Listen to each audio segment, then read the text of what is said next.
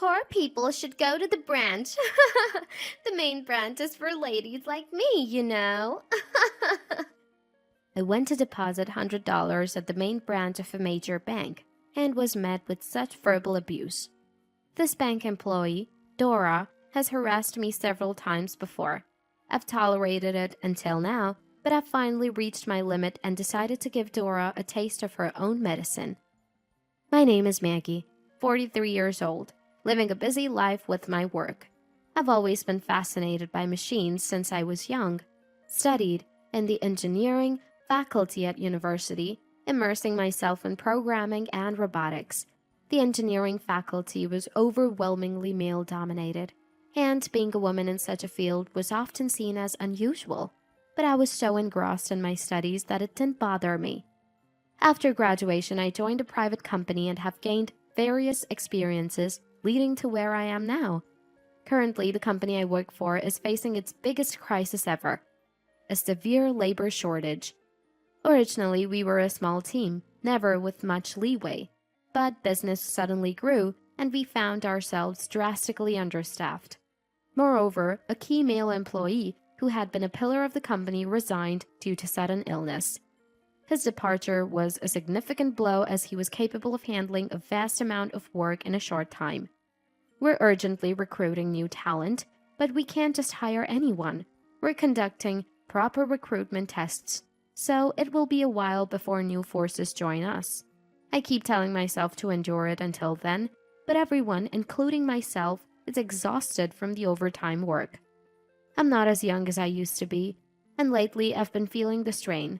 And amidst all this, I encountered an unbelievable person at the main branch of a major bank, a bank employee named Dora. I met Dora about a month ago, in April. I had business at the bank and stopped by the main branch. As I was walking to use the ATM, I accidentally bumped into Dora. It was just a light brush of arms, but I immediately apologized. "Are you okay? I'm sorry." But then Dora snapped. "Huh? You bump into me and then ask if I'm okay?" I admit I wasn't paying enough attention, but her response was so aggressive and rude, it was beyond belief. "Hey, isn't it normal to apologize when you've done something wrong? Come on, apologize," Dora said arrogantly, crossing her arms and glaring at me. Even though I had apologized immediately after our slight collision, I was struck by the thought that her attitude towards a customer was just too terrible. Not wanting to make a scene, I apologized again. "I'm sorry for bumping into you," but Dora just sneered at me. "Wow, you really apologized." "The poor people have no pride." I was infuriated by her condescending attitude. Considering how she mocked a customer over a minor bump, I thought her behavior was far too inappropriate for a bank employee, and was about to complain when Jeffrey, the manager of the main branch, appeared. "Mrs. Fisher, did Dora do something to you?" Jeffy asked. Dora looked annoyed at Jeffy's arrival, but I explained the situation anyway. Jeffy immediately apologized after hearing my side. "I am terribly sorry for what happened. I will make sure to properly guide her. Dora, apologize now." Despite her defiant attitude, Dora couldn't defy her manager and reluctantly apologized. "I am very sorry," in a barely audible voice. It was clear she wasn't truly remorseful, which only fueled my anger further, but I decided to let it go since it all started from a trivial incident. However, the story didn't end there.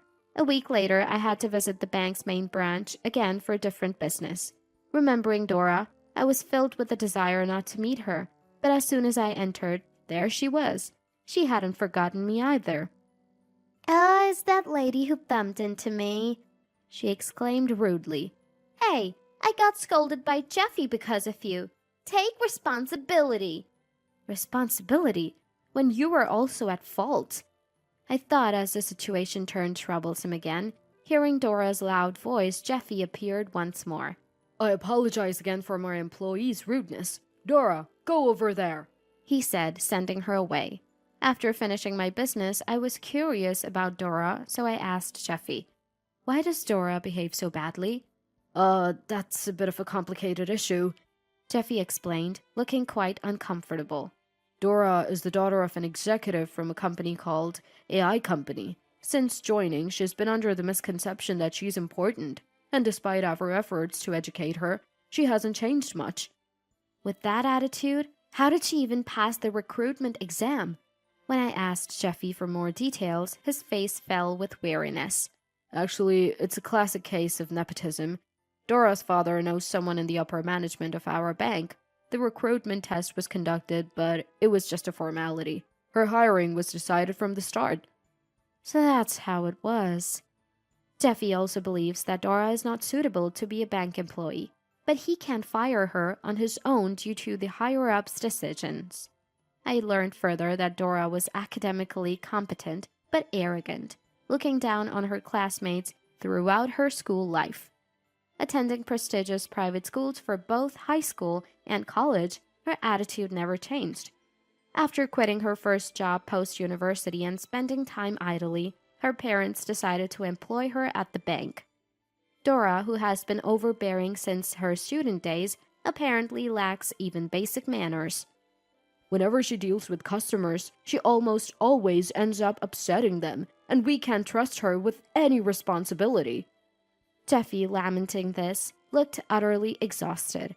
Having such a troublemaker around must be constantly worrying during work hours, and I shudder to think what it would be like if I had someone like that as a subordinate. But if Dora is connected to AI Company, maybe I could fight back a little. With these thoughts, I left the bank. Then yesterday, Dora did something incredibly disrespectful to me. I had stopped at a cash-only eatery during lunch and needed to withdraw money from an ATM. I was so tired that I withdrew more than necessary. I realized this only after paying for my meal. Having lost $500 once when I was new to the workforce, I have since been reluctant to carry much cash. I wanted to redeposit the excess, but time constraints made it difficult. Later that afternoon, I had another errand at the bank, so I decided to deposit the money then. I dreaded encountering Dora again, but didn't want the hassle of making extra trips. Fortunately, Dora wasn't at the ATM, but it was unusually busy that day. The counter was free, and to my relief, Dora wasn't there either. As I was taking out my wallet, which contained $200 bills and a few tens, I usually carry between $100 and $150. Just as I was about to deposit a $100 bill, "Ah, what's this?" I heard a familiar mocking voice. I turned in shock to see Dora approaching, reeking of strong perfume and in a strangely cheerful mood. "Just came back from a long lunch, and look what I found!" Interesting stuff? Sensing the ominous atmosphere, other bank employees told Dora to leave, but she ignored them and shockingly tore my $100 bill to pieces. The onlookers were speechless at her outrageous behavior. "Hey, what are you doing?" Shocked, I yelled out, and Dora laughed crudely. "Depositing such a small amount in this prestigious bank, you must be kidding. Poor people should go to the branch. The main branch is for ladies like me, you know." Hearing this, I reached my limit of tolerance. I no longer felt the need to hold back with such a person and resolved to give Dora a taste of her own medicine. Unaware of my thoughts, Dora continued to brag. "My dad is so important, you know. He's an executive at AI Company, making parts for robots and stuff." "That's great, but can you call Jeffy for me? I have something to discuss with him." "Jeffy? This seems like it's going to be a hassle, but as a service, I'll call him." Dora, looking displeased, called Jeffy. I explained the situation as calmly as possible, and though Jeffy looked like he was about to collapse, I firmly said, "I'm closing my $8 million corporate account." My voice was lower than I expected, and my speech naturally slipped into a more casual tone. Despite trying to stay calm, I felt uncontrollable anger rising within me. Taken aback by my sudden decision, Jeffy stammered, "What?" "I can't trust a bank with such rude employees. I'd be fine if you fired her, but that's impossible, right? So I'm closing my account."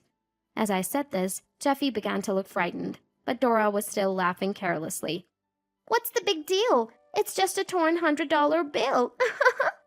Jeffy, ignoring Dora's nonchalant attitude, Let's discuss this in the back. said in a trembling voice. Looking around, I noticed other customers staring at us with frozen expressions. Realizing we had caused a scene, I decided to follow Jeffy's suggestion to move the discussion. In the meeting room, Dora started belittling me again. You came all the way to the main branch just to deposit a measly $100, right? Such a poor person doesn't belong here. I was just teaching you that. I had a lot I wanted to say, but I decided to first address the treatment of money. No matter the amount, it's wrong to treat money carelessly, especially for a bank employee. But it's also a banker's role to remind people of their place. Don't you think? Ding, ding, ding! Dora joked. At that moment, Jeffrey's anger finally exploded. Enough! You tore someone's money and call it a warning? You are fired no matter what. Oh, as if that's going to help. The higher-ups will scold you, won't they? Dora, believing her father would protect her, maintained her smug expression. However, Jeffrey was not about to give up. No, if Mrs. Fisher closes her $8 million corporate account, even the upper management will have no choice but to fire you. Dora looked skeptical. $8 million? Do you really have that kind of money? Hearing this, Jeffrey sighed heavily. When you joined this bank, I clearly explained that Mrs. Fisher is the CEO of the rapidly growing Super Robotech, and she holds an $8 million corporate account. Huh? This person is a CEO? You're kidding, right? Dora was shocked. It's true. I am the CEO of Super Robotech. Indeed, I am the CEO of Super Robotech, the company I founded after working in a private enterprise involved in robotics post-university.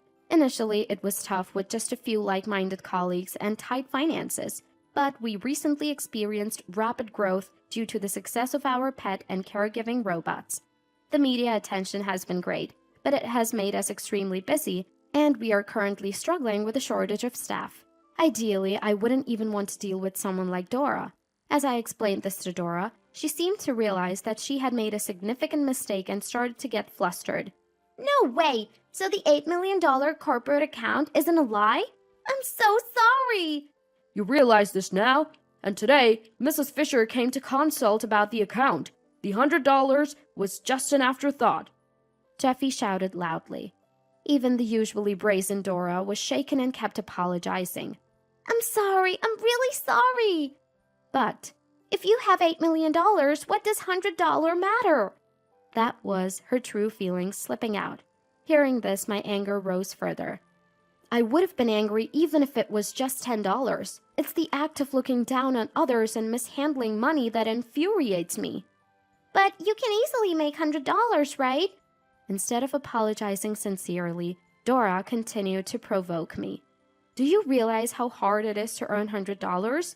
My company started very small, and there was a time when making $100 in sales was a struggle. Even though we are growing rapidly, we are not yet stable, so I am careful with money. As I forcefully made my point, Dora seemed overwhelmed and her face tightened. Yes, money is important. I'm sorry. But it was clear she was apologizing out of fear, not understanding.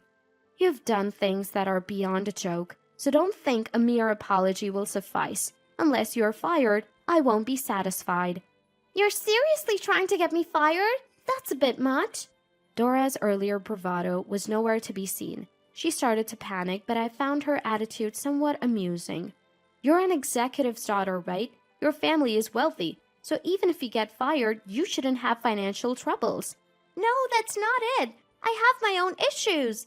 Dora interrupted me, waving her hands frantically.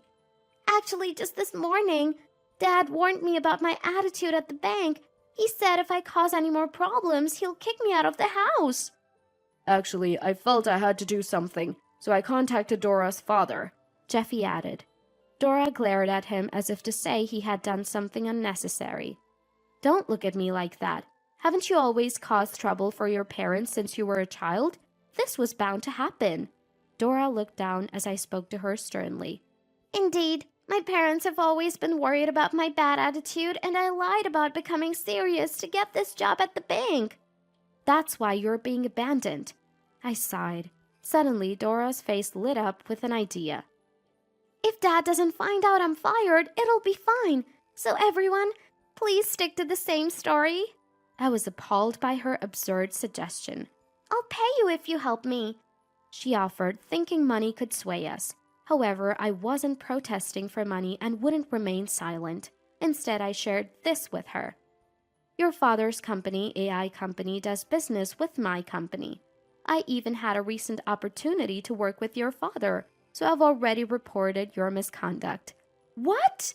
Dora was stunned. Your actions are already well known. Why did you tear up the money, especially after your father's warning? Well, I thought I'd get away with it. Just got carried away. Dora struggled to find words. Suspecting she was hiding something, I moved closer and sniffed. The source of the peculiar smell became clear. Have you been drinking? What? Dora's voice pitched high, her shoulders trembling. No way! I would never drink on the job. Lying only worsens your impression, I warned. She finally admitted. Yes, I drank at lunch. Dad threatened to throw me out, and I was under tremendous stress. Drinking during work hours is unprofessional. Your unusual high spirits were due to alcohol, I see. I couldn't help but remark. Dora's face turned as if she was about to cry. The alcohol has worn off. Please don't be so harsh. I only drank a little to relieve stress. I am remorseful. Drinking at work is not acceptable, regardless of stress, I scolded. Dora felt silent, so I took the opportunity to insist on a proper apology. After all the trouble you've caused, shouldn't you apologize properly? You yourself said before, if you do something wrong, you should apologize. You're right, Mrs. Fisher. Apologize sincerely from the bottom of your heart. Encouraged by Jeffy, Dora apologized. I'm truly sorry. I realize now that I went too far. I will properly compensate for the $100. Her demeanor was genuinely humble, and her regret was evident. However, I had no intention of helping her. I will report your misconduct to the bank's upper management and strongly advocate for your dismissal. Be prepared for that. Even Dora seemed to understand that resisting further was futile. Yes, she nodded and then fell silent. Whatever lay ahead for her was not my concern. With these thoughts, I left the bank. Later, I learned from Jeffrey that Dora had been formally fired. Other customers witnessed Dora tearing the money and filed numerous complaints. With the potential closure of Mrs. Fisher's corporate account, even the upper management couldn't protect her any longer. Jeffy explained. But the story didn't end there. Someone had posted the scene of Dora tearing the money and hurling insults on social media, causing an uproar. Dora, already infamous among some customers for her bad reputation, had her full name quickly spread online. Her connection to AI Company, where her father was an executive, was also uncovered, leading to numerous complaints to the company. A week later, Dora shockingly uploaded a rebuttal video on social media. I've been kicked out of my house and lost my job. I'm too scared to go outside because of public scrutiny, making it impossible for me to look for work. How am I supposed to live in extreme poverty? Her angry appeal to the public caused another blow-up on social media, and her address was identified from the scenery reflected in her window. But Dora, further angered by this in a video, I've moved somewhere else, she said. However, her new address was inadvertently revealed in the video, leading to further identification. Moreover, her act of tearing money was considered vandalism, resulting in a fine. Unable to pay due to her financial state, Dora had to accept alternative sentencing. Having become infamously known nationwide, her life would likely continue to be difficult even after completing the sentence. Meanwhile, I continue as CEO of Super Robotech. The staffing issue resolved with the arrival of competent applicants, reducing the workload on each employee and revitalizing the team.